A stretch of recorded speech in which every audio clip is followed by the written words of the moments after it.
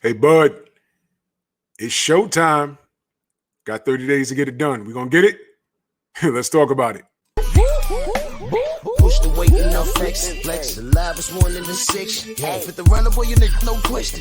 You would run a motherfucker high stepping. Hey, you never had a big enough weapon. Motherfucker never learned your lesson. I'm a 88 pack nigga. I'm a 88 pack nigga. I mean, day walker, drink blood, fangs out, full moon, motherfucker, change like a hoe, nigga. I'm just a nigga from the hood trying to stack a little cheddar for the money. Well. Looks like we might be on to something here. I hope so. Drew Titan Bronx on deck. Shout out to the mighty LDBC. Well, breaking news. I'm not the first to break it. You know, I like to sit around and see where it goes. But according to Boxing Scene and my favorite boxing journalist, Jake Donovan, link will be in the description. Looks like Terrence Crawford versus Sean Porter is ordered by the WBO. Terrence Crawford and Sean Porter now have more motivation than ever before to pick up where they last left off in previous talks for a mouth-watering showdown.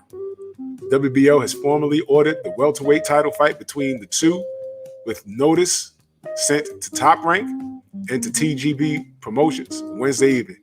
It says, please be advised that the parties herein have 30 days upon issuance of this notice to negotiate and reach an agreement for the above referenced WBO welterweight championship contest.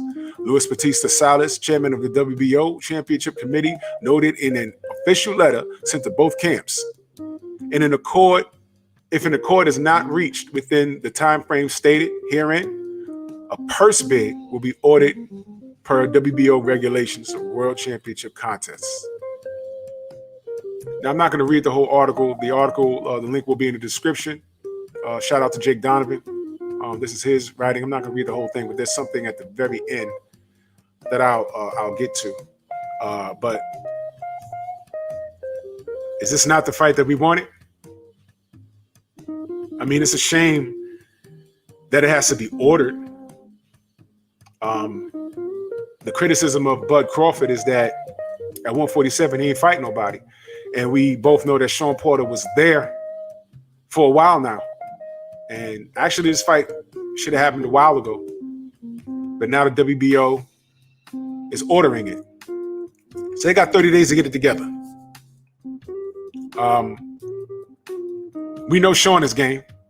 I'd be shocked if Sean says, you know what, thanks, but no thanks. The concern is, what is Bud going to do? They're talking about if they can't work it out in 30 days, it's going to go to a purse bid. Does it need to go to a purse bid? I mean, to me, that's irrelevant. I just want this damn fight. Do you want that fight? I want this fight. I want this fight. Sean Porter's a dog. He always shows up in shape. He's rough and rugged. And I believe he's ready to get the job done. Is Bud up for the test? Yeah, he is. He's up to the test. He's held out for the Errol Spence fight. And I said a while ago that he needed to put that to the wayside and start getting busy at 147 and putting Errol in a position where he couldn't ignore him. The sky's the limit for Errol. They even talk about him going to 154 already. And all we wanted Bud to do was to perform. That's all. That's all we wanted Bud to do, is perform. That's it. Just perform. And the Sean Porter fight was there. And he fronted on it. But now he's in a position where they're making him do it. Shouldn't have to make Bud do anything. Shouldn't have to make Bud do anything. Bud should want to prove that he's the best. And I know you want to prove it against Errol Spence, but, I mean, put yourself in a position to do that. I mean, me personally, at 147, other than what you did at 140, what else have you done? Is that your campaign? Is that your marketing? What I did at 140 should give me all the everything in the world at 147. I should come in at 147 as the guard. We've given you props at 140.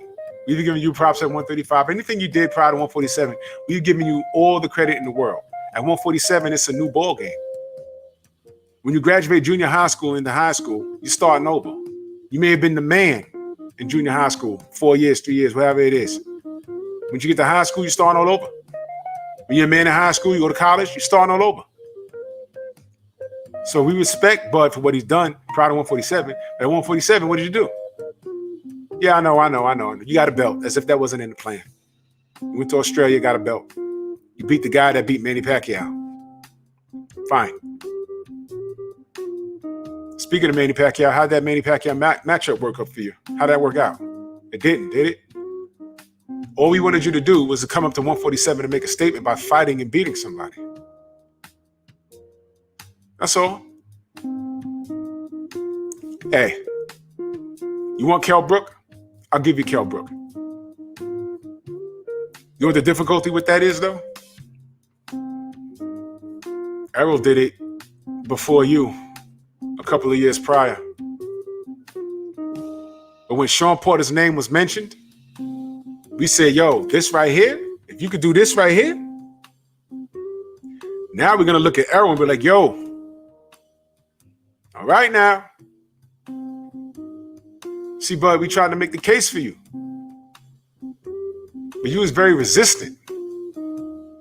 That's why a lot of people wasn't feeling you. Now, I know you got a lot of fans that co-sign what you're doing, and that's fine. But you didn't put yourself in a position, in my opinion, to fight Errol. But now that's out the window, because now you're looking at a real challenge here. Are you up for it? I think so. I always thought so. But what seems to be a problem with a lot of fighters today is we seem to have more faith in a fighter's ability than they have in their own. Can you beat Sean Porter? I'm sure if someone asks you, you're going to say, yeah. Prove it. Something else I want to read.